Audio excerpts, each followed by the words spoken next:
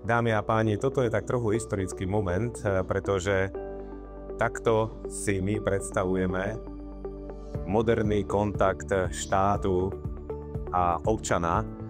Nitra je vlastne prvým mestom na Slovensku, kde otvárame takéto špeciálne klientské centrum priamo v obchodnom centre.